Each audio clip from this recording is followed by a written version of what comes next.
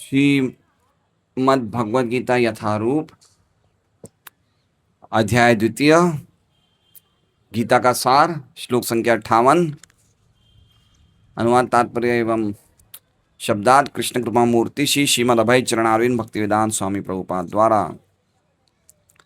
यदा संहरते चायं कूर्मोऽङ्गानीव सर्वशः इंद्रियाणि इंद्रियार्थेभ्यस्तस्य प्रज्ञा प्रतिष्ठिता। यदा जब संहरते समेट लेता है, च भी अयम ये, कूर्म कछुआ, अंगानी अंग, इव सदृश सर्वशः एक साथ, इंद्रियाणि इंद्रियां, इंद्रिय अर्थेभ्य इंद्रिय विषयों से, तस्य उसकी, प्रज्ञा चेतना, प्रतिष्ठिता स्थिर।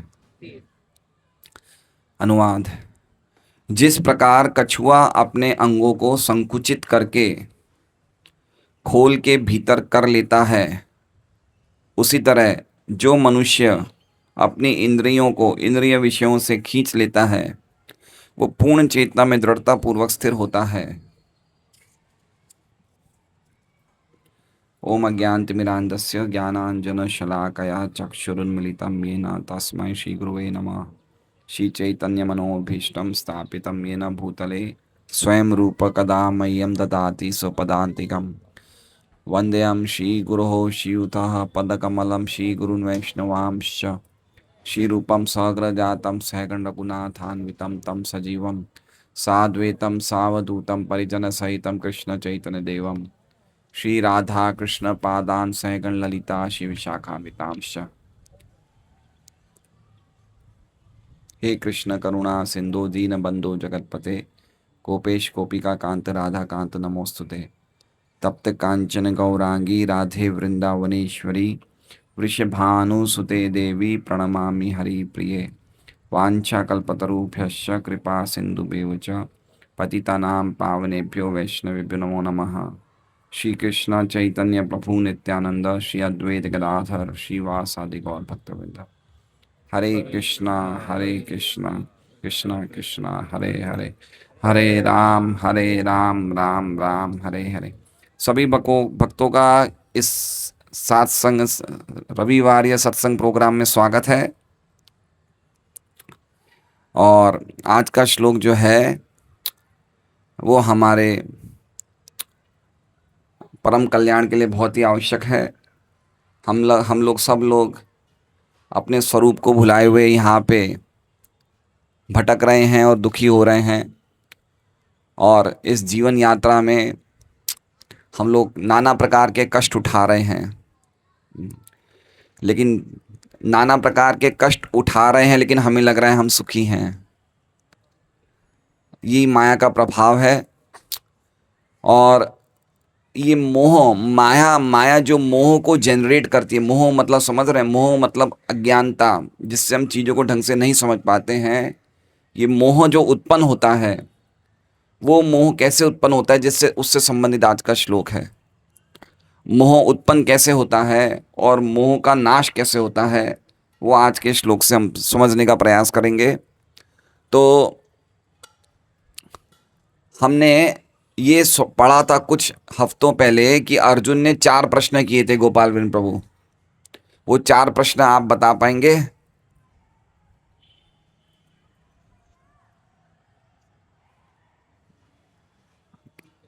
आत्मा आत्मा क्या है?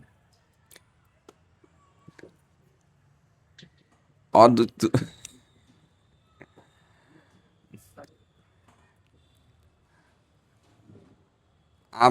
आप जो गजल गा रहे हैं मुझे सुनाई नहीं दे।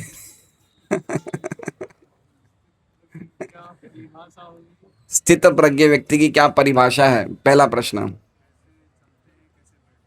वो कैसे चलता है, कैसे बैठता है, कैसे बोलता है? 4 प्रश्न अर्जुन ने पूछे। स्थित प्रज्ञ मतलब बुद्धि, स्थित मतलब उसकी बुद्धि। जिस व्यक्ति की बुद्धि सदैव भगवान में लगी रहती है, उसके कारण उसकी बुद्धि बिल्कुल स्थिर हो गई है वो समाधि में रहता है, वो व्यक्ति जगत में रहता है, तो जगत में कैसे रहता है उसको हम पहचानेंगे कैसे? वो किस प्रकार बोलता है, किस प्रकार चलता है, चलता मतलब किस प्रकार वो अपनी इंद्रियों को कार्यों में लगाता है, और किस प्रकार बैठता है मतलब बैठता मतलब किस प्रकार अपनी इंद्रियों को स्थिर करता है। तो ये प्रश्न हमने अर्जुन से सुने थे। ये थैली हटा लीजिए। हाँ।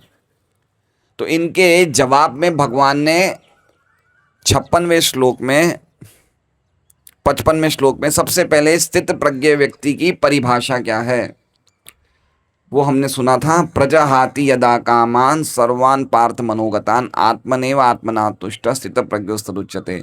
जो अपनी मन की इच्छाओं पे ध्यान नहीं देता है और अपने आप में ही भगवान की भक्ति में तुष्ट रहता है, जो समझ जाता है कि मैं भगवान का अंश हूँ, भगवान का दास हूँ, और उसी स्थिति में सदैव तुष्ट रहता है, उसे समझना चाहिए कि वो कौन है, वो स्थित प्रज्ञ है ना।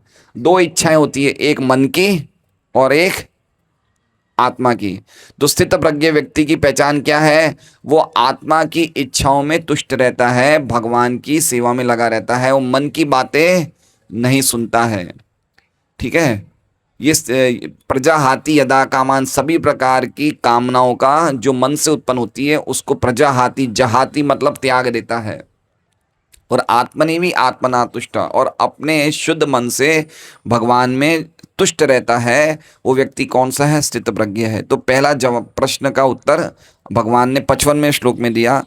56वें और 57वें श्लोक में भगवान ने दूसरे प्रश्न का उत्तर दिया कि वो कैसे बोलता है, स्थित प्रज्ञ से का भाषा, वो कैसे बोलता है। तो हमने वो भी सुना था कि जिसका बोलने के पहले जो मन में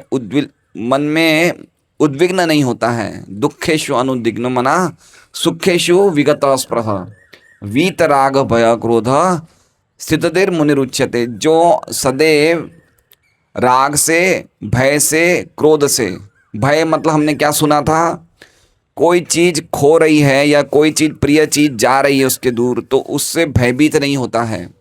और कोई चीज पे उसे क्रोध आता है, उससे वो क्रोध के आवेश में नहीं आता है। और राग में भी अपने दिमाग को नहीं लगाता, अभिनिवेश नहीं करता है प्रिय वस्तुओं में। उसकी प्रज्ञा, वो व्यक्ति, उसकी भाषा कैसा है, वो स्थित प्रज्ञ जो बोलने की मतलब वो बोलता ऐसा है जिसके बोलने में, जिसके मन में कोई भी प्रकार का इंद्र तृप्ति से प्रेरित उसके वचन नहीं होते हैं, उसकी वो भाषा होती है। तो 57वें श्लोक में हमने सुना था, वापस यही बात का जवाब दे रहे हैं भगवान। यह सर्वत्रान अभिस्नेयस तत्त प्राप्य शुभाशुभम नाभि नंदंती न द्वेष्टि तस्य प्रज्ञा प्रतिष्ठिता। जो व्यक्ति, बहुत सुंदर श्लोक है ये पिछला वाला जो हमने सुना था, जो व्यक्ति यह सर्वत्रान अभिस्नेह, जो स्नेह शून्य है, जो स्नेह शून्य मतलब समझ रहे हैं, स्नेह शून्य का अर्थ क्या है कि जो उपाधियों के संबंधों के कारण स्नेह से रहित है। समझ रहे हैं? जैसे मान लीजिए कि लीला कमल प्रभु बोले कि मेरी बेटी आई है, क्या नाम है आपकी बेटी का? हैं? सुशांत। मेरी बेटी सुशांत आई है, पहले तो इसको पहली पंगत में बिठाइए प्रभु जी, प्रसाद लेगी। तो इनका जो संबंध सुशांत से है, किसके आधार पे है? शरीर के आधार पे। तो शरीर के आधार पे व्यक्ति स्नेह से शून्य होता है। समझ रहे हैं बात को? शरीर के आधार, शरीर से जो भी हमारे संबंध होते हैं उसमें उसके जो भी वचन निकलते हैं मुंह से, वो शरीर के आधार पे जो स्नेह होता है उससे प्रेरित नहीं होके बोलता है। वो पॉइंट समझ रहे हैं बात को? जैसे इनकी अकेली बच्ची तो यानी बहुत सारी बच्ची अपनी बच्ची के लिए क्यों कह रहे हैं, क्यों कह रहे हैं? क्योंकि इनका ये समझ रहे हैं कि ये मेरी बेटी है, इससे मेरा संबंध है, इसलिए पहले ये जीमेगी, दूसरे जीमे या नहीं जीमे उससे मुझे लेन देन नहीं है, पहले मेरे परिवार वाले जीमेंगे। तो ये क्या, इनका संबंध किससे आधारित है? शरीर से आधारित है। शरीर से आधारित इनका स्नेह है। तो जिसकी स्थिति क्या कहते हैं, जिसकी बुद्धि प्रज्ञा होती है, जिसकी बुद्धि स्थित होती है, स्थित प्रज्ञ होता है, उसके जो भी संबंध होते हैं, जो भी जिससे वो बात करता है, वो खाली अपने बच्चों से जैसी बात करता है, वो दूसरे बच्चों से भी वैसे ही बात करता है। उसका विजन क्या हो जाता है? ब्रॉड हो जाता है। उसका परिवार क्या हो जाता है? बड़ा हो जाता है। वसुदेव कुटुंबकम, पूरा भगवान का ही परिवार वो ऐसे सोचता है। वो फिर ये नहीं सोचता कि मेरा बेटा है इसलिए इसको ज्यादा स्नेह बताऊं, दूसरे का बेटा है इसलिए उसको कम स्नेह बताऊं। उसकी भाषा इस तरह की नहीं होती है। समझ रहे हैं बात को? कुंती महारानी ने क्या प्रार्थना करी थी? अथ विश्वेश विश्वात्मन विश्व मूर्ति स्वकेशु में स्नेह पाशम इमं छिंदी दृढ़म पांडुसु दुष्णुसु। कि मेरी जो मेरे बच्चों के प्रति, मेरे पियर वालों के प्रति जो स्नेह पाश की जो ये रस्सी है ना, स्नेह पाश इमं छिंदी, छिंदी मतलब काट दीजिए। ये बड़ी बड़ी स्ट्रॉन्ग रस्सी है। दृढ़म पांडुसु विष्णुसु। तो अपने भक्ति का संबंध काटने को नहीं बोल रहे। कौन से संबंध को काटने को बोल रहे हैं?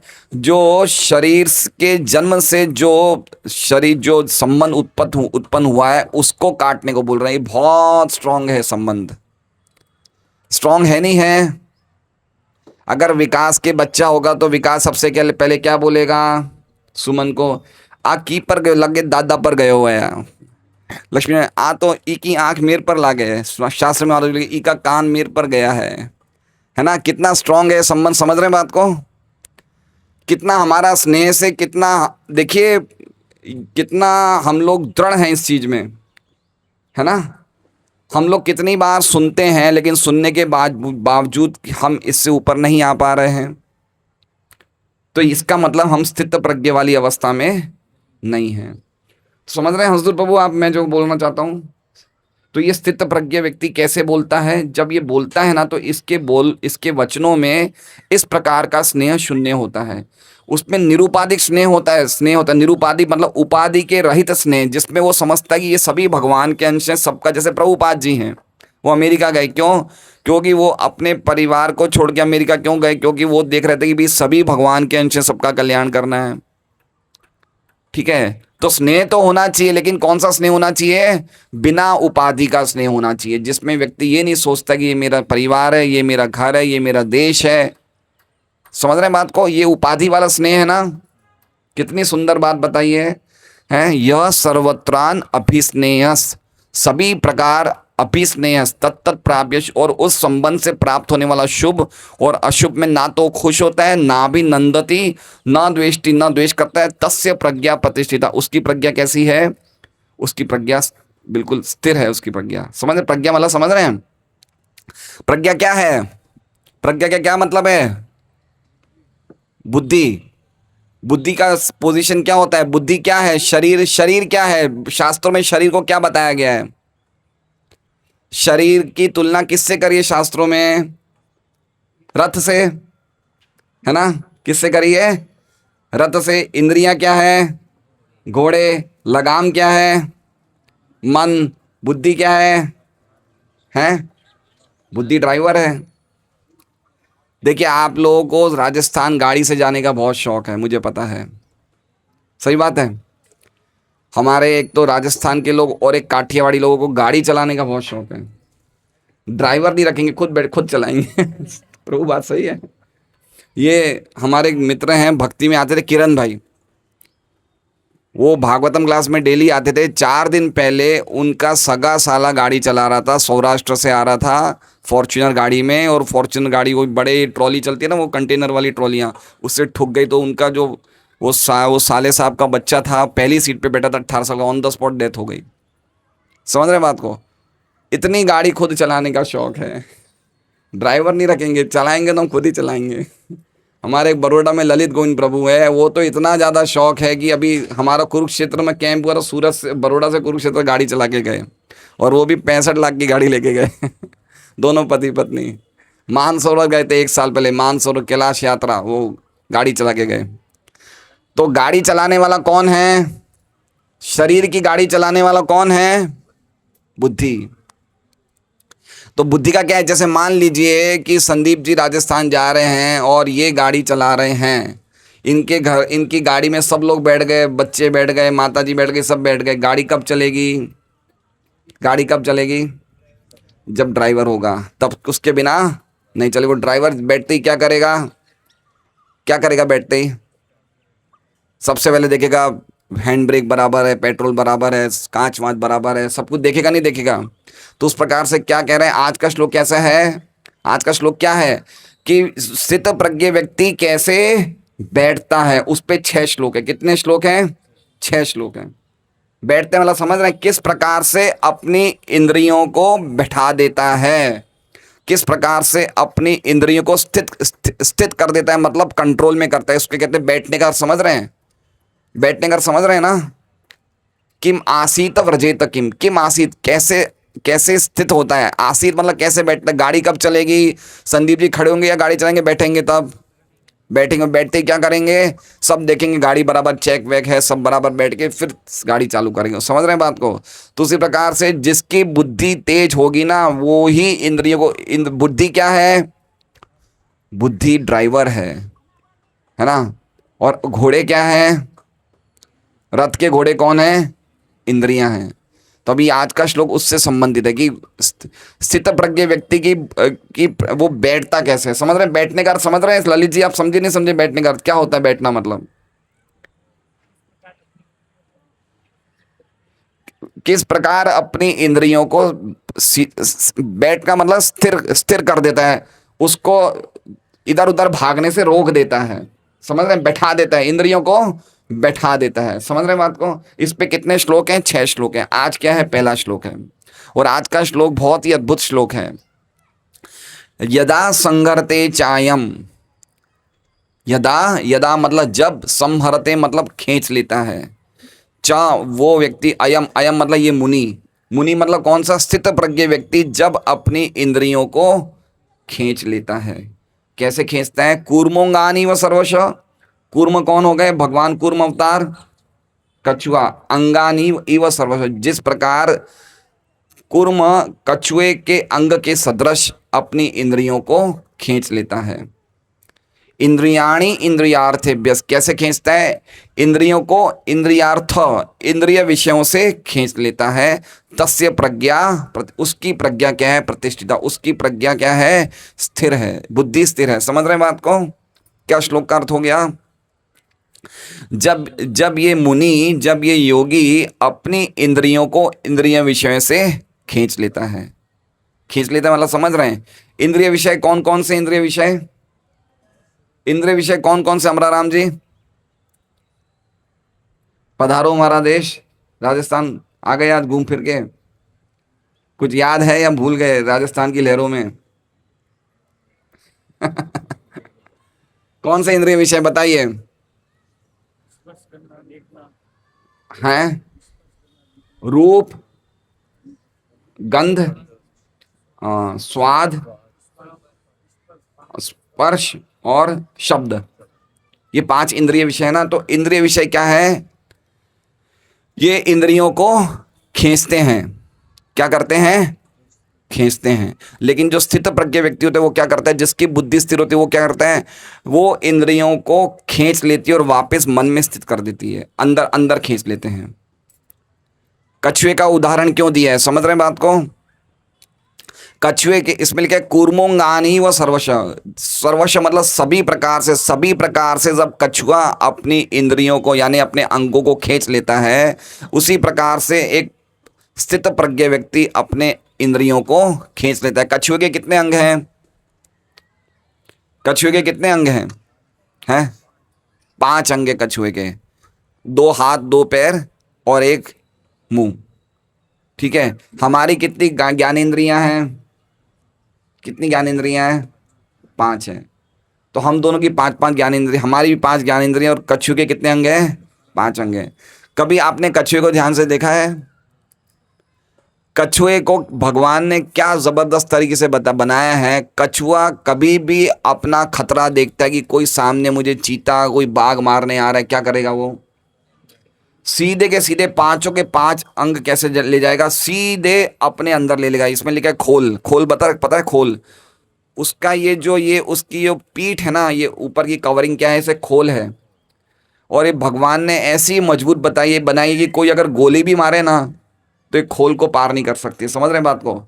पूर्व काल में इस खोल की वो बनाई जाती थी, क्या कहते हैं वो, क्या बोलते हैं उसे? आर्मर, हिंदी में ढाल, ढाल। समझ रहे हैं? तो बुद्धि क्या है? शरीर की ढाल है। बुद्धि क्या है? ये बुद्धि बचाएगी इंद्रियों के अटैक, इंद्रिय विषय जो इंद्रियों पे अटैक करते हैं उसे कौन बचाएगी? बुद्धि बचाएगी। तो जिस प्रकार से कछुआ, अगर एक भी इंद्रिय बाहर रह जाए, कितनी इंद्रियां? एक भी इंद्रिय बाहर रह जाए तो कछुए की इंद्रियां वो जानवर, जहरीला जानवर मार देगा, जो भी खतरनाक जानवर है। इसलिए कछुआ इस प्रकार से अंदर खींच लेता है कि वो सामने वाले व्यक्ति को लगता है ये तो कोई मरी मरी हुई चीज पड़ी है, इससे कोई लेन देन ही नहीं है, ऐसे अंदर कर लेता है वो पूरा। समझ रहे हैं बात को? तो उसी प्रकार से जिसकी बुद्धि स्थित होती है उसे क्या करना चाहिए? जैसे ही इंद्रियां इंद्रिय विषय की तरफ जाए उसको क्या कर लेना चाहिए? खींच लेना चाहिए। ठीक है।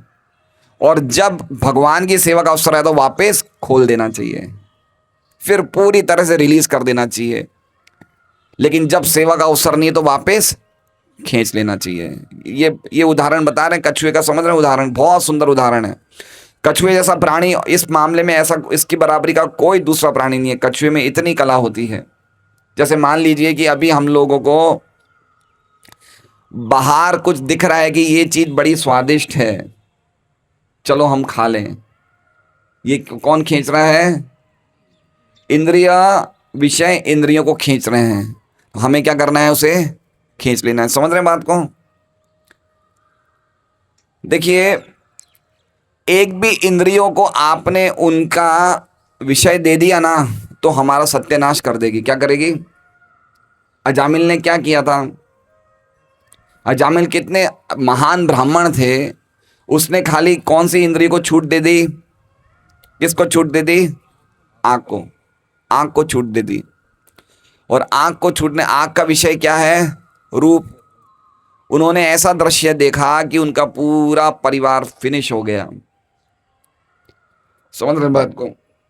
है ना? तो एक भी इंद्रियों को अगर हम खुला छोड़ दें तो हमारे आध्यात्मिक जीवन का सर्वनाश हो सकता है।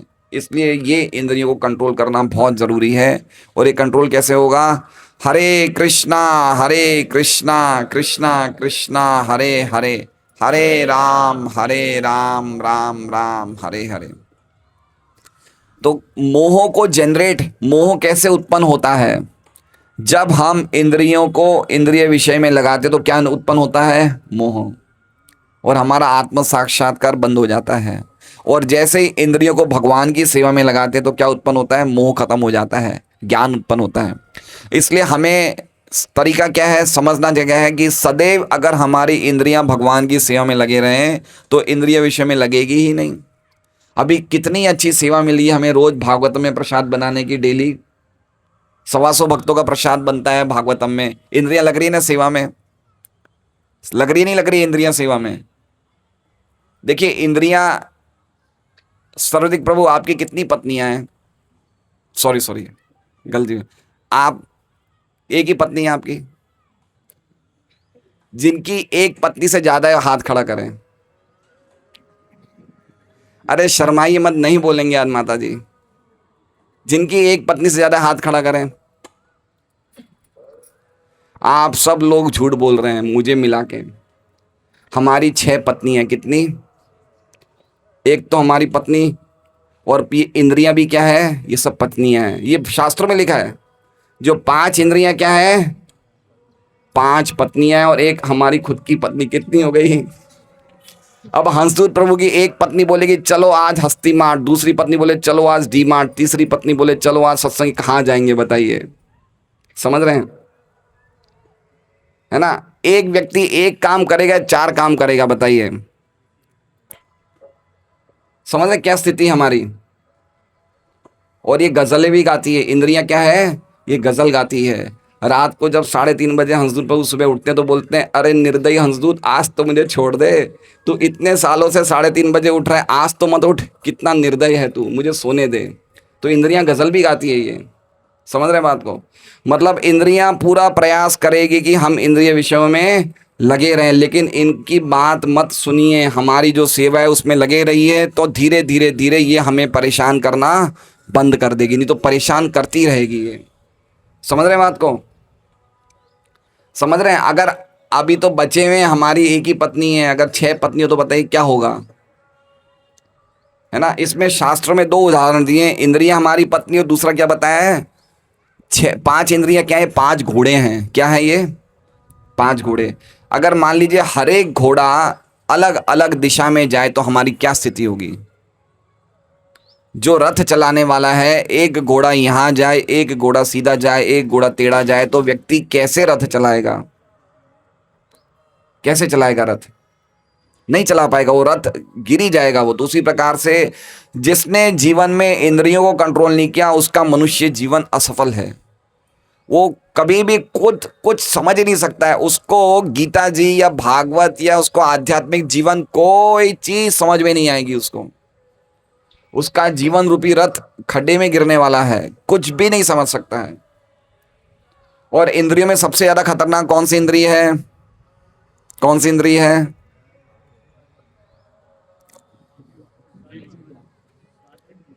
समझ रहे हैं। देखिए आप चार इंद्रियों को तो कंट्रोल में कर देंगे, लेकिन आप भूख को कंट्रोल नहीं कर सकते हैं।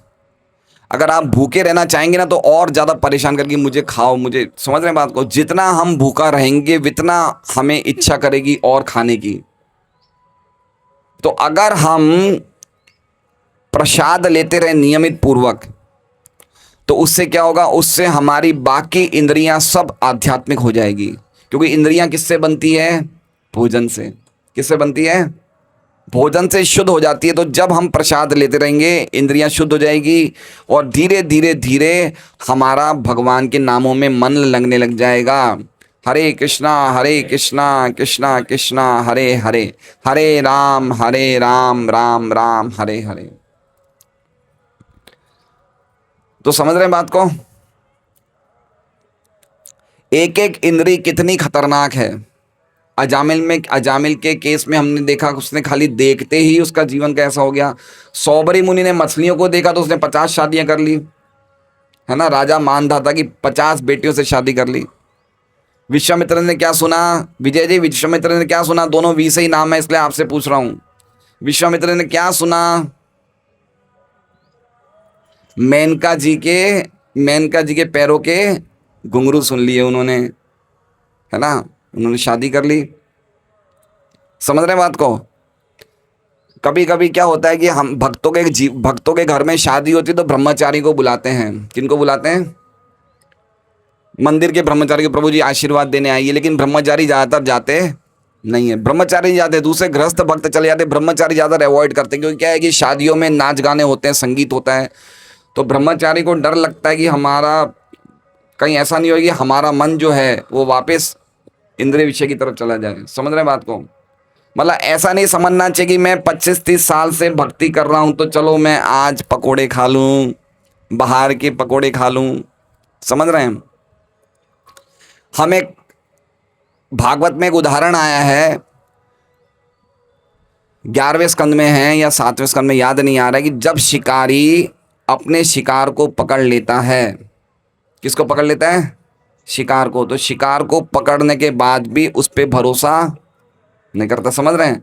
वो पकड़ने के बाद भी अगर उस पर ध्यान नहीं रहता तो वापस भाग सकता है। तो उसी प्रकार से भक्ति में आने के बाद भी हम मन और इंद्रियों को कंट्रोल में करते लेकिन फिर भी कभी भी उस पर भरोसा नहीं कर सकते, वो वापस कहीं ना कहीं भटक सकता है।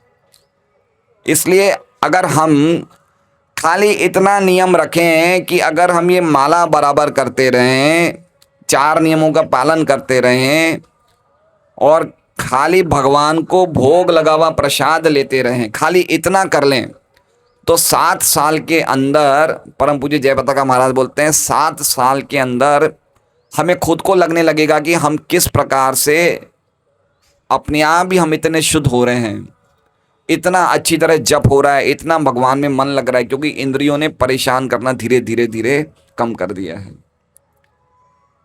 समझ रहे हैं। मनुष्यों की इंद्रियां बड़ी खतरनाक है, पशुओं की इंद्रियों से भी ज्यादा कितनी खतरनाक है, मनुष्यों की इंद्रियां हैं। भागवत में वर्णन है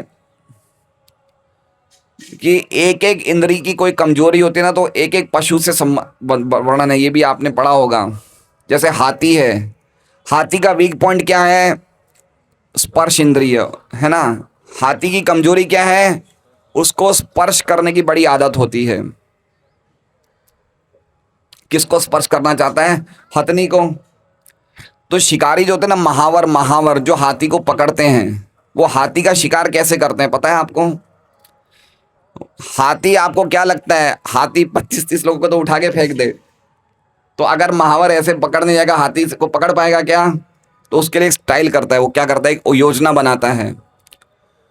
वो एक बहुत बड़ा 10 फुट का गड्ढा बना देता है, 10, 15, 20 फुट का गड्ढा बना देता है। उस गड्ढे को किस पे क्या ढक देता है? घास से ढक देता है। और फिर वो क्या करता है वो हथनी की आवाज में, हथनी की आवाज कॉपी कर लेता है और उसी आवाज में बोलना शुरू कर देता है। किसको? समझ रहे हैं बात को? पहले के ज़माने में टेप रिकॉर्डर तो होता नहीं था कि हथनी की आवाज़ रिकॉर्ड कर दी मोबाइल में और सुना दी, वो तो होता नहीं है। तो वो लोग खुद ही हथनी की आवाज़ सीख जाते हैं। कौन? महावर सीख जाते हैं और वो हथनी की आवाज़ बोलते हैं। किसके सामने? छुप के बोलते हैं, हाथी के सामने, गड्ढे के पीछे। हाथी को लगता है हथनी मुझे बुला रही है। समझ रहे हैं बात को? तुमने बुलाया और मैं चला आया। और हाथी सीधा आता है, वो आवाज़ बोलते रहते हैं और हाथी कहाँ गिर जाता है? सीधा खड्डे में गिर जाता है। अब देखिए, ध्यान रखिए, जब हाथी गड्ढे में गिरता है, हाथी उठने का बड़ा प्रयास करता है लेकिन उठ नहीं पाता है। फिर क्या करता है वो महावर? 15 दिन तक उसको भोजन नहीं देता है। कितने दिन तक? वो इतना ज़्यादा तड़प जाता है हाथी, जब 16वें दिन भोजन देता है तो उसको लगता है ये महावर ही मेरा मालिक है। क्या लगता है? मुझे जो कुछ देने वाला है वो कौन है? ये महावर है। तो वो उसका गुलाम बन जाता है। क्या बन जाता है? गुलाम।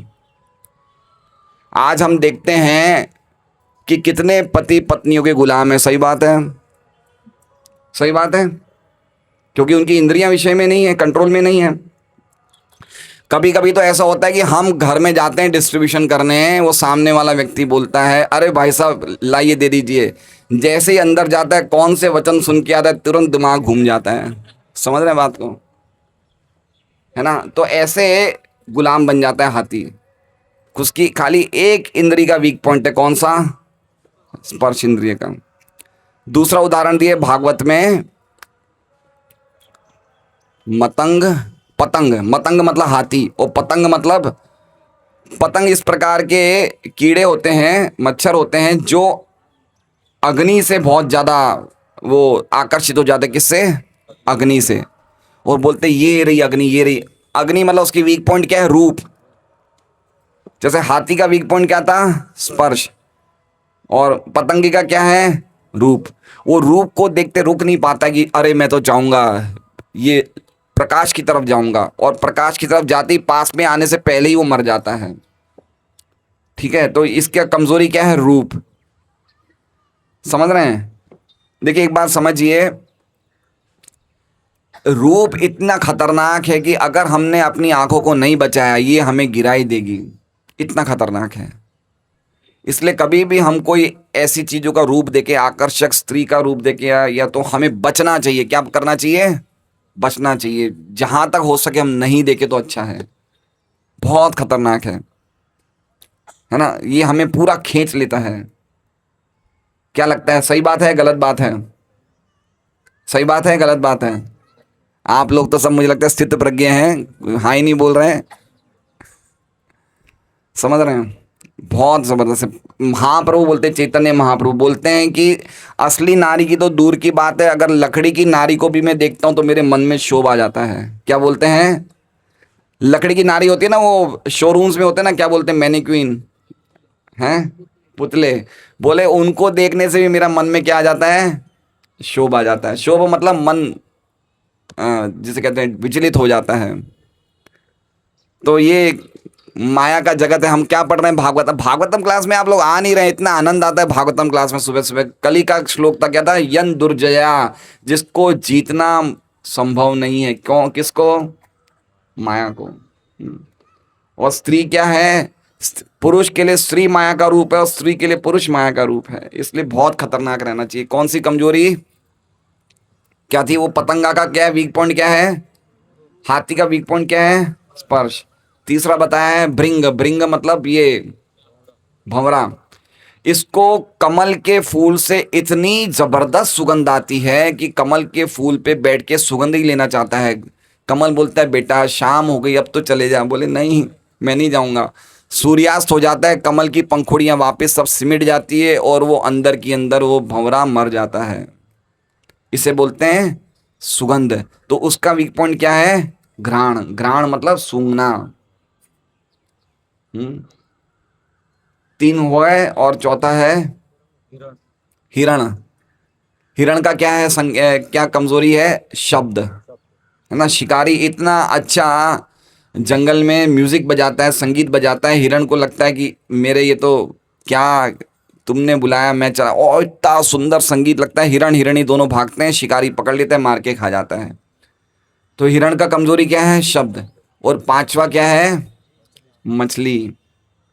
मछली की कमजोरी क्या है? स्वाद। मछली चाहे कितनी पानी के अंदर होगी, अगर कोई शिकारी ऊपर से हुक में कुछ खाने की चीज लगा देगा तो मछली को स्वाद के कारण वो कहीं से भी आके उसको पकड़ना चाहेगी। चाउमीन, मंचूरियन, समझ रहे बात को? स्वाद बहुत खतरनाक है, ये नहीं जा सकता है। हमें हमें अगर प्रसाद भी मिल रहा हो, भगवान का प्रसाद भी मिल रहा हो, तो भी हमें देखना चाहिए कि हमें जितनी भूख हो उतना ही लें, है ना। बहुत ज़रूरी है ये समझना। तो मछली की कमजोरी क्या है? स्वाद। और इस स्वाद के कारण वो हुक में आ जाती है और मर जाती है ना। तो हम देख रहे हैं ये 5 जीव हैं, हाथी, पतंगा, भंवर, हिरण और मछली। इनकी खाली एक ही कमजोरी है। और हमारी कितनी कमजोरी? हमारी 5 ही कमजोरी है। तो हमारा कितना बड़ा खतरा है? सबसे बड़ा खतरा है हमारे लिए। इसलिए जब तक हम अपनी इंद्रियों को और समझ में, देखिए, इसलिए छह श्लोक खाली इसी बात पे। कितने श्लोक? 6 श्लोक खाली इसी बात पे हैं। तो कितना जरूरी है इंद्रियों का संयम करना, इंद्रियों का निग्रह करना। उपदेशामृत में ही सबसे पहला श्लोक भी है, वाचो वेगम, मनस क्रोध वेगम, जीवा वेगम, उदर उपस्थ वेगम, है ना। ये जो वाणी का वेग, वाणी बोलना चाहती है ना। इसलिए हम देखिए, अब हम पे कौन अटैक करेगा? सीधा सीधा हम पे कौन अटैक करेगा? माया अटैक करेगी। जैसे जैसे हमारा सत्संग बढ़ेगा, प्रचार बढ़ेगा, कौन अटैक करेगा? भक्तों में अटैक होगा, एक दूसरे में, है ना। किसी को गरम बोलना, किसी को गुस्से में बोलना, ये सब वाणी का ये कंट्रोल है। वाचो वेगम मनस क्रोध वेगम। वाणी का वेग, वाणी कंट्रोल नहीं होती है। जो व्यक्ति वाणी को कंट्रोल कर ले उसने तो बहुत जबरदस्त कंट्रोल है उसका। मनस क्रोध वेगम, है ना। मन का कंट्रोल मतलब मन में सदैव सोचते रहना चाहिए कि कैसे मैं भगवान की सेवा में लगा रहा हूं। मनस क्रोध वेगम। और क्रोध वेगम, एक बार क्रोध करने से हमारा पूरा शरीर जहर से भर जाता है। क्रोध इतना खतरनाक है, समझ रहे हैं बात को? भक्त लोगों के जीवन में ये चीजों को कंट्रोल करना बहुत जरूरी है। और जीवा वेगम उदर उपस्थ वेगम, है ना। जीवा का वेग, पेट का वेग, हमारी जनन इंद्रियों का वेग, ये सब जो वेगों को कंट्रोल कर सकता है वो ही भगवत शिक्षा देने का, गुरु बनने का वो अधिकारी हो सकता है। इसलिए हमें समझना चाहिए कि उपदेशामृत के भूमिका में लिखा है कि जब तक हम इन इंद्रियों को कंट्रोल नहीं नहीं करके सत्वगुण में नहीं आएंगे तब तक हम लोग नहीं समझ सकते आध्यात्मिक जीवन। इसलिए ये सब चीजें कंट्रोल करना बहुत जरूरी है। हम भक्तों के लिए बहुत विशेष बात है, हमें इतनी सेवा मिल रही है ना। कितनी सेवा मिल रही है हमें? संडे को प्रसाद की सेवा, प्रचार की सेवा, संकीर्तन की सेवा, रोज हमारा भागवत का क्लास हो रहा है उसकी सेवा। तो जितना ज़्यादा हम सेवा में लगेंगे उतना ज़्यादा इंद्रियां अपने आप कंट्रोल में हो जाएगी। और ज़बरदस्ती इंद्रियों को रोकना चाहेंगे तो इंद्रियां पानी के बहाव को रोक सकते हैं क्या? नदी की धारा को रोक सकते हैं? नहीं। तो ऐसे इंद्रियों को नहीं रोक सकते हैं, है ना। ये भी आएगा श्लोक, यततो यपि कौन्तेय पुरुषस्य विपश्चिता इंद्रियाणि प्रमाथिनी हरन्ति प्रसमम मन। इंद्रियां इतनी जिद्दी होती है कि मन को भी भगा देती है। कभी कुछ करना होता है ना, वो किसी को नहीं देखती है। इंद्रियां इतनी खतरनाक होती है। हमने कभी अनुभव किया है, कभी हमने अनुभव किया है कि जिस टाइम हम इंद्रियों को कंट्रोल करना चाहते हैं उस टाइम इंद्रिय हमारी बातें नहीं सुनती है। इतनी खतरनाक है। तो श्लोक समझ गए आप लोग? श्लोक का अर्थ, जब कोई मुनि अपनी इंद्रियों को कच्छुओं की तरह अंदर खींच लेता है सभी प्रकार से, मतलब कोई भी इंद्रिय विषय को, इंद्रियों को संपर्क होने का चांस नहीं देखता है, ना देखने के लिए ना सुनने के लिए, इससे कंट्रोल हो जाए बहुत बड़ी बात है।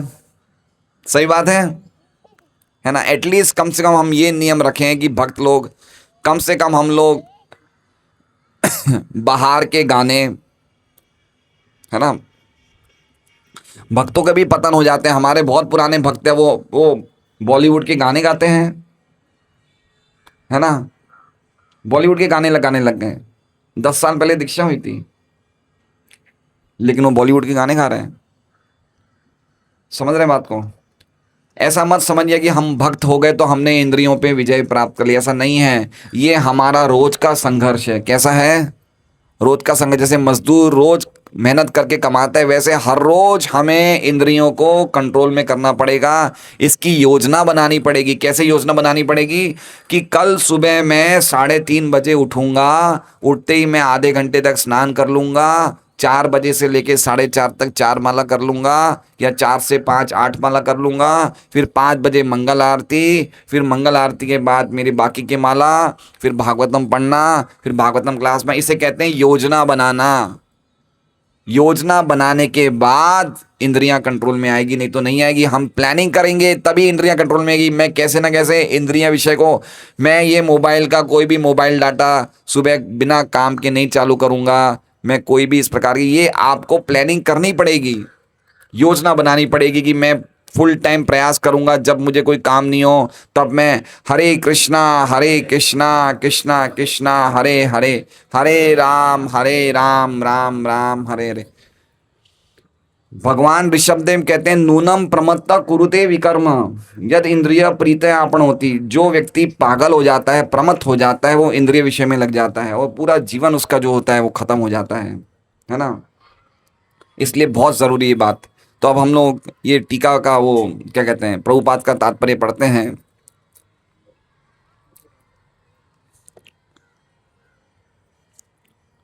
हंसुर प्रभु बैठे थे, कहाँ गए हैं?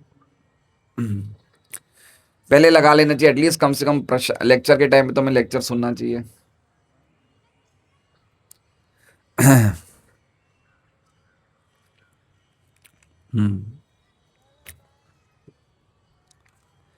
किसी योगी भक्त या आत्मसिद्ध व्यक्ति की कसौटी यह है कि वो अपनी योजना के अनुसार इंद्रियों को वश में कर सके। योजना के अनुसार, समझ रहे हैं? योगी भक्त या आत्मसिद्ध व्यक्ति, योजना के अनुसार मतलब जैसा हमने अभी सुना कि हमें प्लानिंग करनी चाहिए कि मैं 50 साल का हो गया हूं, अब मैं पूरी तरह से भगवान की सेवा में लगाऊंगा। इसे कहते हैं योजना बनाना।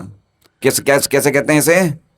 योजना होती नहीं होती है। कोई भी बच्चा, हम कोई घर में शादी होगी तो योजना बनाते नहीं बनाते हैं, भाई इतने मेहमान आएंगे, ये वाड़ी लेनी है, इतने इनको यहाँ ठहराना। योजना हुई नहीं हुई? तो क्या हमें जीवन की योजना नहीं बनानी चाहिए? जगत प्रभु, बनानी चाहिए नहीं बनानी चाहिए? कि भाई अब मेरी उम्र अब 50 साल हो गई है, अब मैं कितना जीवन मैंने ऐसे ही सब लगा दिया, परिवार में, घर में, व्यापार में, अब मुझे भगवान में मन को लगाना चाहिए। योजना है नहीं है ना? ऐसे देखिए, भक्ति सिद्धांत सरस्वती ठाकुर ने बचपन में एक आम खा लिया। क्या खा लिया? आम। वो भगवान को भोग नहीं लगा तो उन्होंने क्या बोला कि मैं जीवन पर्यंत आम ही नहीं खाऊंगा। इसे बोलते प्लानिंग करना, कि भाई ये चीज संकल्प लेना कि भाई मुझे भगवान की भक्ति में अच्छी तरह से दृढ़ता से लगना है। आप लोग में से कितने भक्त रोज 16 माला नहीं करते हैं? जरा हाथ खड़ा करें, जरा अपने प्यारे प्यारे हाथ खड़ा करें। माताएं, तो आप लोग सब योजना बना सकते हैं ना कि मैं रोज 16 माला करूंगा? योजना बनाना कोई मुश्किल है? रोज अगर हम 2 घंटा भगवान के नामों का जप करें तो क्या नहीं कर सकते हैं? प्रिया माता जी, कर सकते नहीं कर सकते हैं? कर सकते हैं ना? आसान है मुश्किल है? मुश्किल नहीं, आसान है ये। क्या दिक्कत है? हमें क्या नहीं दिया है भगवान ने? भगवान ने क्या नहीं दिया? देखिए, हर एक को भगवान ने क्या क्या क्वालिटी, कछुए को क्या क्वालिटी दी है? कछुए को क्वालिटी दी है ना, उसका पीठ कैसी है, कैसी पीठ बनाई है, ढाल है उसकी, कुछ भी नहीं उसे हो सकता है। ऐसी जबरदस्त कछुए की क्वालिटी दी। हमें क्या दिया है? हमें जीवा दी है। हरे कृष्णा, भगवान का नाम गुणगान कर सकते हैं। हरे कृष्णा कृष्णा कृष्णा हरे हरे, हरे राम। तो क्या हम लोगों को नहीं लगाना चाहिए भगवान में अपना मन नहीं लगाना चाहिए? क्या दिक्कत है बताइए, क्या दिक्कत आ रही है? हमें क्या दिक्कत आ रही है? हम अगर शरीर छोड़ देंगे तो कौन हमें पूछेगा? कौन पूछेगा बताइए? अरे अगर कोई जवान व्यक्ति की पत्नी चली जाती है तो 5-6 महीने में तो शादी कर लेता है वो। समझ रहे हैं? अभी हमारे एक जान पहचान वाला कितने साल का व्यक्ति है? 60 साल का व्यक्ति। कितने साल का है? लेकिन शादी के बाद भी उसकी दूसरी स्त्रियों के साथ अफेयर चल रहे हैं। किस उम्र में? 60 साल में। समझ रहे हैं? इंद्रियां कभी भी बुढ़ापा आने से इंद्रियां कंट्रोल में होने वाली नहीं है। इनको कंट्रोल में करना पड़ेगा, है ना। ये मनुष्य जीवन क्यों मिला है हमें? क्यों मिला है हमें मनुष्य जीवन? कितना कितना कीमती सुदुर्लभ मनुष्य जीवन मिला है। और इंद्रियों को कंट्रोल में, जैसा मैंने कहा, जीवा से होता है। जीवा को कैसे करना है? भगवान के नामों में लगाना है और भगवान की कथा सुनने में लगाना है और प्रसाद। इससे कोई मुश्किल है क्या? हम लोग ने इसलिए सुबह सुबह 7:45 भागवतम क्लास यहाँ पे शुरू करी है। तो सुबह 7:45 से 8:45 नहीं आ सकते हम 1 घंटा?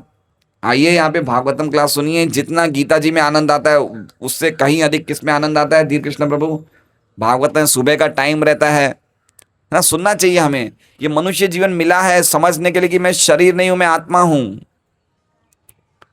बाकी कोई चीजें जो है वो चीजें कोई हमें नहीं पूछने वाला है। अगर हम कोई जगत में कोई बहुत बड़ा कोई काम नहीं करें, कोई पूछने वाला नहीं है।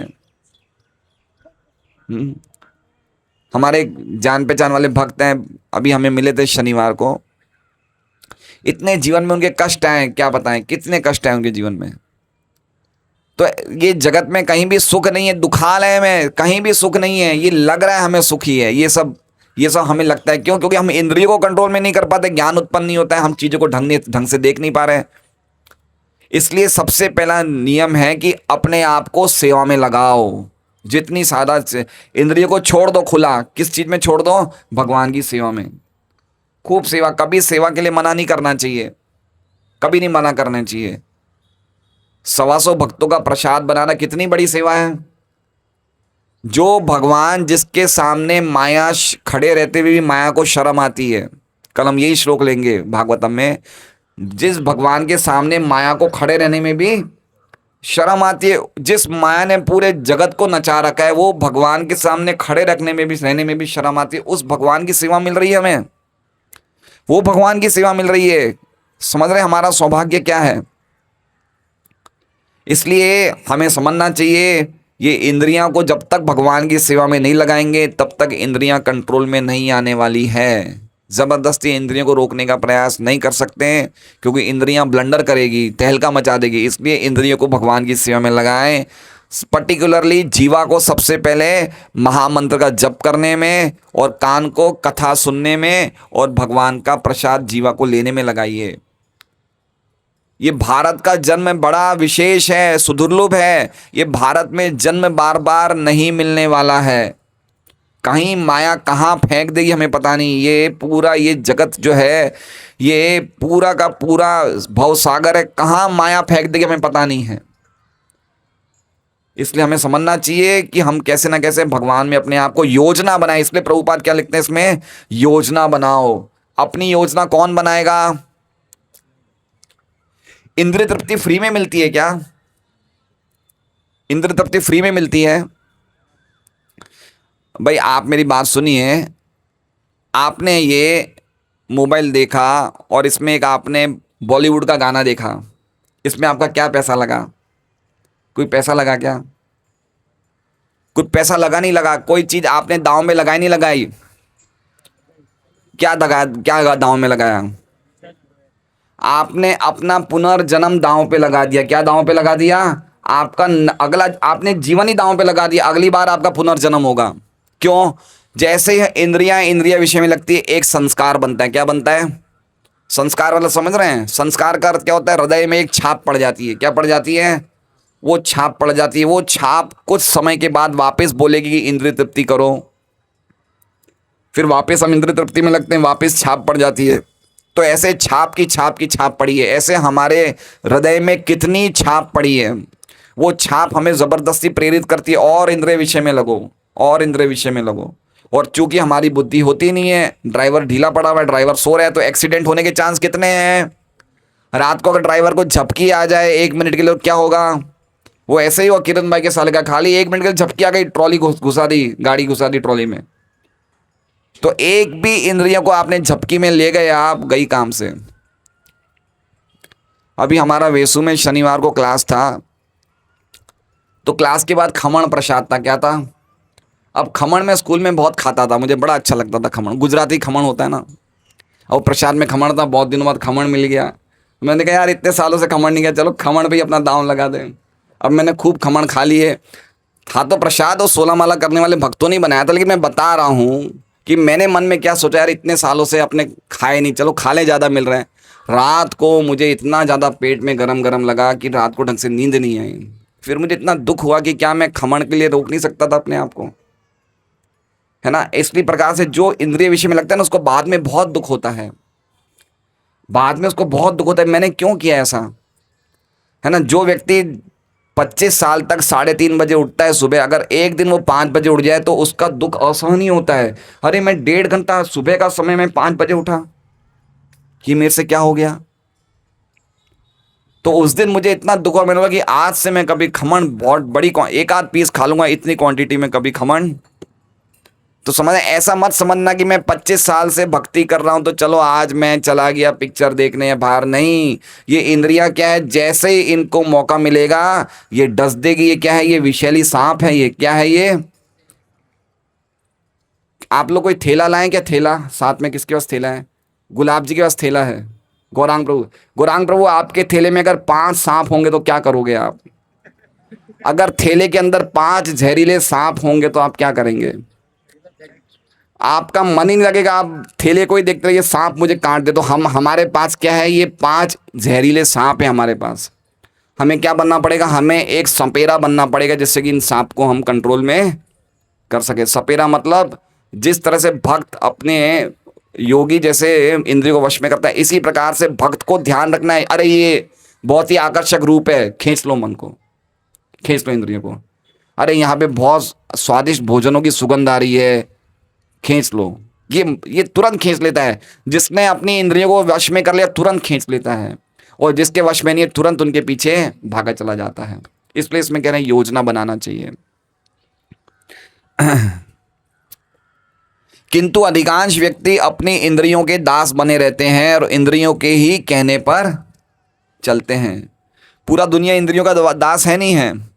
सही बात है माता जी, क्या लगता है आपको, सही बात है ना। आजकल हर एक व्यक्ति आप देखिए घर पे क्या करते हैं। संडे पे जेंट्स लोगों की छुट्टी होती है, कितने जेंट्स क्या करते हैं, अंजू माता जी बताइए, घर पे क्या करते हैं।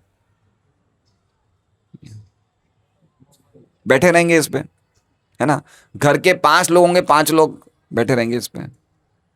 क्या जबरदस्त ये हमारी इंद्रियां को खींच रहे हैं मोबाइल, है ना। 5-5 घंटे लोग 5-5 घंटे देखते हैं मोबाइल, कोई 6 घंटा, कोई 7 घंटा, ऐसे ऐसे करते रहेंगे, ये देखते रहेंगे, ये देखते रहेंगे। समझ रहे हैं बात को, इतना इसका जबरदस्त नशा है ये मोबाइल का, है ना। तो हम देख सकते हैं हम लोग क्या बन गए हैं, हम लोग गोदास बन गए हैं। गोदास मतलब समझ रहे हैं, एक होता है गोस्वामी और एक होता है गोस्वामी का मतलब जो इंद्रियों को कंट्रोल में रखता है, इंद्रियों के स्वामी। और गोदास मतलब जो इंद्रियों के दास है। तो प्रहलाद महाराज बोलते हैं जो गोदास है वो भगवान की सेवा नहीं कर सकते हैं। इसलिए हमें क्या बनना है, गोस्वामी बनना है। नाम का गोस्वामी नहीं, कार्य के गोस्वामी बनना है। यह है उत्तर इस प्रश्न का कि योगी किस प्रकार स्थित होता है। ठीक है, तो प्रभुपाद कह रहे हैं ये कौन सा प्रश्न का उत्तर है, योगी किस प्रकार स्थित होता है। किम आसीत, इंद्रियों की तुलना विषैली सर्पों से की गई है। वे अत्यंत स्वतंत्रता पूर्वक तथा बिना किसी नियंत्रण के कर्म करना चाहती है, वो किसी का कंट्रोल नहीं चाहती है। इंद्रियों के स्वामी कौन है, लक्ष्मी नरसिंह प्रभु हैं। इंद्रियों के स्वामी कौन है, लीला कमल प्रभु इंद्रियों के स्वामी कौन है? अरे भगवान है, बोलिए ना, क्या नाम है? ऋषिकेश। हमारी सभी इंद्रियों के स्वामी कौन है? ऋषिकेश है। जैसे मान लीजिए कि अमरा राम जी के घर में एक कुत्ता है, पालतू कुत्ता, कौन है? अब मैं इनके घर में गया तो पालतू कुत्ते ने क्या कर दिया? क्या करेगा वो? भौंकना शुरू करेगा। मैं इनके घर पे गया तो मैं कुत्ते से फाइटिंग करने लग गया। ललित जी थोड़ी देर में, ललित जी ने अमरा राम जी को बोला कि अमरा राम जी आपके कुत्ते को समझाइए। तो मैं समझदार हूँ, ललित जी समझदार हैं। मैंने कुत्ते से फाइटिंग करी, ललित जी ने किसको बोला?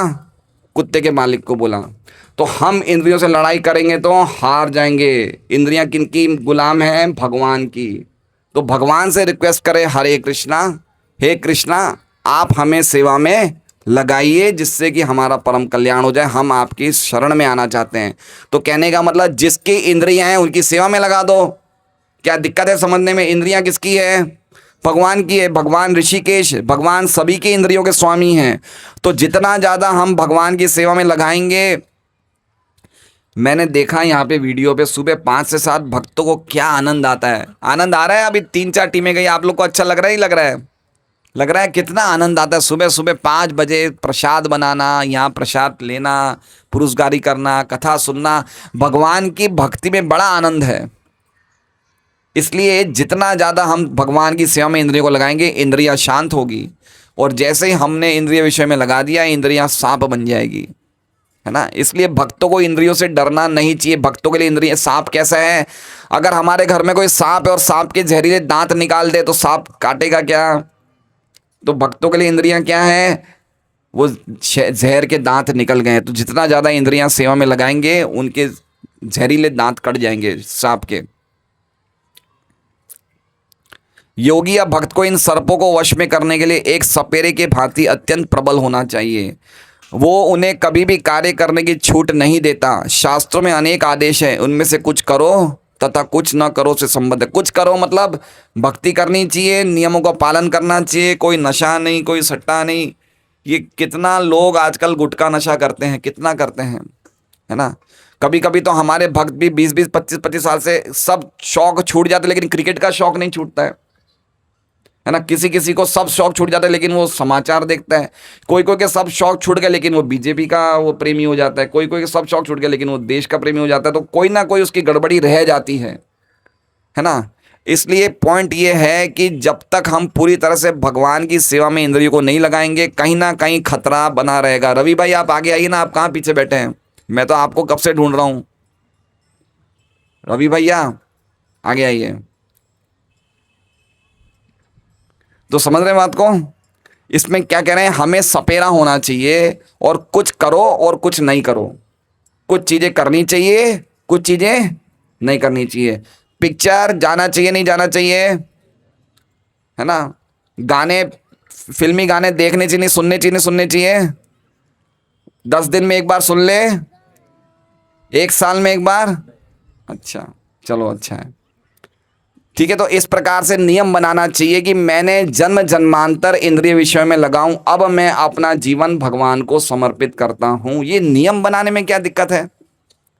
कितनी सारी माताएं आई ये नियम बनाए कि भाई हम भगवान को जो भी बनाएंगे घर में, भगवान की ऐसी छवि ले आए, जो भी हम बनाएंगे भगवान के सामने थाली रखेंगे, तुलसी दल डालेंगे, हे कृष्णा हमारी क्या योग्यता है, हम आपको क्या दे सकते हैं? आप तो लक्ष्मी द्वारा सेवित है। लक्ष्मी सहस्र शत संभ्रम सेव्यमानम, करोड़ों लक्ष्मियां आपकी सेवा करती, मेरी तो क्या योग्यता है? लेकिन जो कुछ भी लाए हूं कृपा करके। क्या इतना बोलना दिक्कत है क्या माताओं के लिए? माताओं के लिए दिक्कत है? वैसे तो पुरुषों को भोग लगाना चाहिए, माताओं को भोग बनाना चाहिए। सिस्टम ये है, प्रॉपर सिस्टम क्या है? माताएं भोग बनाए रसोई में और पुरुष भोग लगाए। लेकिन अगर नहीं संभव है तो माताएं भोग लगा ले, कोई दिक्कत नहीं। लेकिन ये भगवान के सामने थाली रखिए और प्रेम से बोलिए हमारी कोई योग्यता नहीं है, हम क्या दे सकते हैं आपको? रोना चाहिए हमें। क्या करना चाहिए? कि हे कृष्णा आप कुछ तो ले लीजिए, कुछ तो ग्रहण कर लीजिए। अरे बच्चों के एडमिशन के प्रिंसिपल में नहीं रोते क्या हम, है ना। व्यापारियों के सामने कैसे गिड़गिड़ाते, भाई एक एक एक पेटी तो ले ले साड़ी का, मंदी बहुत चल रही है, एक तो ले ले साड़ी का पेटी। हर व्यक्ति के सामने गिड़गिड़ाएंगे, भगवान के सामने नहीं गिड़गिड़ा सकते कि आप भोग ले लीजिए। सर्वादी माता जी गलत बोल रहा हूँ क्या? है ना, नहीं बोल सकते कि भगवान, आप देखिए तो सही कितना अच्छा लगेगा कृष्ण के सामने गिड़गिड़ाना। यही तो हमारे जीवन की सिद्धि है। हे कृष्ण, आप ले लीजिए, मैं लाया हूं आपके सामने, कृपा करके ले लीजिए, ये भोग स्वीकार कर लीजिए। भोग लगा के घंटी मारिए, भगवान के नामों का जप करिए। भगवान खाते हैं, भगवान खाते और खाने के बाद वापस छोड़ देते हमारे लिए, वो प्रसाद बन जाता है। तो भक्ति बड़ी सरल है, भक्ति में कोई कष्ट नहीं है, लेकिन हमारे जीवन पवित्र हो जाता है। इसलिए हमें ध्यान रखना चाहिए, अपने जीवन को हम सदैव सेवा में लगाते रहना चाहिए। अपनी इंद्रियां को, खाली है तो नाम लें, नाम का जप करें। कोई व्यक्ति के पास क्या 2 घंटा नहीं मिलता है दिन में 16 माला नहीं कर सकता है? मैं यहाँ बैठा हूँ, कोई माता जी या कोई प्रभु जी बता दे कि हम 16 माला नहीं कर सकते, बताइए, कोई बता सकता है ऐसा? समय नहीं मिलता है? अरविंद जी, समय मिलता है ना? मिलता नहीं मिलता है, बताइए। आज कोई भी दुकानदार 10-11 बजे से पहले नहीं जाता है ऑफिस, सही बात है।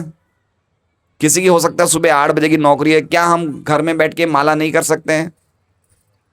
कर सकते नहीं कर सकते हैं? कर सकते हैं ना, तो क्यों नहीं करते हम? हमें लगता है हम लंबा जिएंगे, लंबा जिएंगे लगता है हम। अरे हम लोग सब ये क्या कहते हैं, ये उड़ने वाले हैं, कभी भी उड़ जाएंगे। हमारी ये जो हमारा जो तंबू है ना समुद्र के किनारे पे, कभी जोरदार तूफान आएगा तंबू उड़ जाएगा। अभी हमारे परिचित है, अभी पता चला कि वो वेंटिलेटर पे, किस पे है? वेंटिलेटर पे, अंतिम अंतिम समय आ गया है। तो समझिए ये मनुष्य जीवन जो है बहुत ही कीमती है और बड़ा आसान है। भगवान ने, चैतन्य महाप्रभु ने क्या दिया हमें? चैतन्य महाप्रभु ने क्या दिया है? एक दिन क्या होती है? माया होती है। माया का नाम सुना है ना आपने? माया कौन है जो पूरे जगत को? हरिदास ठाकुर के सामने आई। किसके सामने आई? हरिदास ठाकुर के सामने आई। हरिदास ठाकुर रोज कितने नाम लेते हैं विकास? भगवान के कितने नाम लेते हैं हरिदास ठाकुर? 3 लाख नाम। कितने नाम? हरिदास ठाकुर ने 3 लाख नाम जप कर रहे थे। हरे कृष्णा कृष्णा कृष्णा हरे हरे, हरे राम राम राम हरे।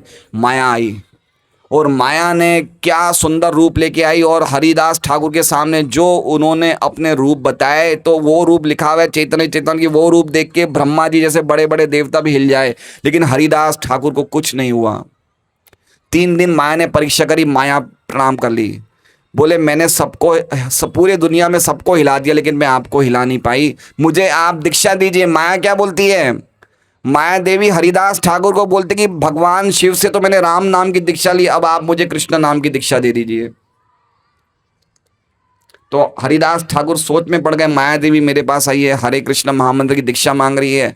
तो माया देवी क्या बोलती है कि ये समय चैतन्य महाप्रभु के प्रेम के अमृत का समय, प्रेम की नदियां बह रही है। ये समय समझ रहे हैं? ये जो 10,000 साल है, ये क्या है? ये स्वर्ण समय है। यहाँ पे भगवान कृष्ण के प्रेम की नदियां बह रही है। नदियां बह रही है मतलब समझ रहे हैं? हरे कृष्णा कृष्णा कृष्णा हरे हरे, हरे राम राम राम हरे। तो माया देवी बोल रही है ये बात कि अगर मैं इस टाइम ये प्रेम की नदी में नहीं डूबूंगी तो मेरा कोटि कल्पों तक निस्तार नहीं हो पाएगा। कितने कल्पों तक? 1 कल्प मतलब ब्रह्मा जी का 1 दिन, कोटि कोटि करोड़ों कल्पों तक मेरा निस्तार नहीं होगा। फिर माया देवी बोली कि प्रहलाद महाराज, ब्रह्मा जी, शिव जी, नारद जी, लक्ष्मी देवी, ये सब मनुष्य रूप लेके आए हैं धरती पे चैतन्य महाप्रभु के कीर्तन में आनंद लेने के लिए। स्वयं कृष्ण चैतन्य महाप्रभु बन के हरे कृष्ण महामंत्र में आनंद लेने के लिए आए हैं। अगर अब हमने अवसर नहीं उठाया तो फिर समझ लीजिए कोटि कल्पों तक हमारा निस्तार नहीं होगा। तो हमें समझना चाहिए कितना दुर्लभ अवसर है हमारे पास, कितना सरल है भगवान की भक्ति करना। भगवान की भक्ति में एक अच्छा जीवन जीना कितना सरल है हमारे पास। खाली ये है कि इंद्रिय तृप्ति, और इंद्रिय तृप्ति चली जाएगी धीरे धीरे। जो भक्ति करेगा उसके लिए इंद्रिय तृप्ति धीरे धीरे धीरे धीरे, इंद्रिय विषय में उसका मन नहीं लगेगा, उसका मन ही नहीं लगेगा, मन लगेगा नहीं उसका। भाई मैं पिक्चर क्यों देखूं, मैं गाने क्यों देखूं, मैं भगवान का नाम का जप करूं, उसका मन ऐसे ही लगेगा। जब तक कोई इन करो या ना करो का पालन नहीं कर पाता और इंद्रिय भोग पर संयम नहीं बरतता है, तब तक उसका कृष्ण भावनामृत में स्थिर हो पाना असंभव है। यहाँ पर सर्वश्रेष्ठ उदाहरण कछुए का है। वो किसी भी समय अपने अंग समेट सकता है और पुनः विशिष्ट उद्देश्य से उन्हें प्रकट, समझ रहे हैं, कछुआ अंग समेट लेता है और जब वापस पानी में आ जाता है तो अंग को वापस बाहर निकल जाता है। तो उसी प्रकार से जब हमें लगता है इंद्रिय विषय का खतरा है, इंद्रियों को खींच लो, और जब लगता है भगवान की सेवा है तो वापस इंद्रियों को खोल दो। समझ रहे हैं बात को? इसी प्रकार कृष्ण भावनावाहित व्यक्तियों की इंद्रियां भी केवल भगवान की विशिष्ट सेवाओं के लिए काम आती है, अन्यथा उनका संकोच कर लिया जाता है। अर्जुन को उपदेश दिया जा रहा है कि वो अपनी इंद्रियों को आत्मतुष्टि में न करके भगवान की सेवा में लगाए। अपनी इंद्रियों को सदैव भगवान की सेवा में लगाए रखना कूर्म द्वारा, कछुए द्वारा प्रस्तुत दृष्टांत के अनुरूप है, जो अपनी इंद्रियों को समेटे रखता है। श्रीमद् भगवद गीता की जय, शील प्रभुपाद की जय। तो आज की शिक्षा हमें ये मिली है कि इंद्रियों को इंद्रिय विषयों में नहीं लगा के भगवान की सेवा में लगाना है ना। सेवा करनी है, जितना भगवान की सेवा में करेंगे इंद्रियां शुद्ध होगी। है इंद्रियाणि इंद्रियार्थेश ने क्या श्लोक है, सर्वोपाधि विनिर्मुक्तम। हमारी जितनी भी उपाधियां हैं उससे हम मुक्त हो जाएंगे। मैं सोच रहा हूँ मैं शरीर हूँ, मैं ये इस घर का मालिक हूँ, मैं इस देश का प्राणी हूँ, ये सब उपाधियां हैं। इन सब उपाधियों से मुक्त होकर हमारी इंद्रियां निर्मल हो जाएगी, तो हम भगवान की सेवा में लगेंगे, है ना। तो ये समझना चाहिए। हरे कृष्णा। शील प्रभुपाद की जय। पहली बार कौन कौन भक्त आए हैं, जरा अपने स्थान पे खड़े हो जाएं।